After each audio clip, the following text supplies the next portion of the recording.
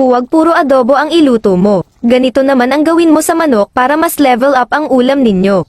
Gagamit lang tayo ng 1 kilong manok. Lagyan ng asin at paminta. Lamasin mabuti para manuot ang timpla. Set aside muna natin. Magpainit lang tayo ng mantika. Saka natin iprito ang manok. Iprito lang natin ito hanggang sa mag-brown ang magkabilang sides. Baliktaran lang natin para ma-brown din yung kabilang side. Pag brown na, set aside muna natin. Then, igisa natin ang bawang. Isunod nating igisa ang sibuyas.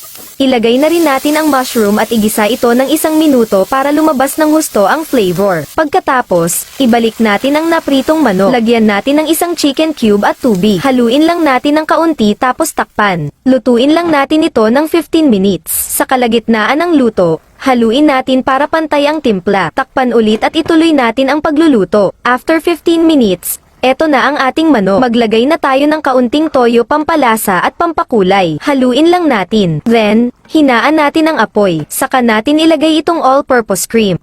Haluin lang natin. Lutuin natin ito sa mahinang apoy hanggang sa lumapot ang sauce. Mahinang apoy lang ang gamit natin para di magbuo-buo ang sauce. Kung nakarating ka sa part na ito, comment nga kung taga saan ka para mabati kita sa sunod kong recipe. Pag malapot na ang sauce, pwede na hanguin. At eto na ang ating creamy chicken mushroom.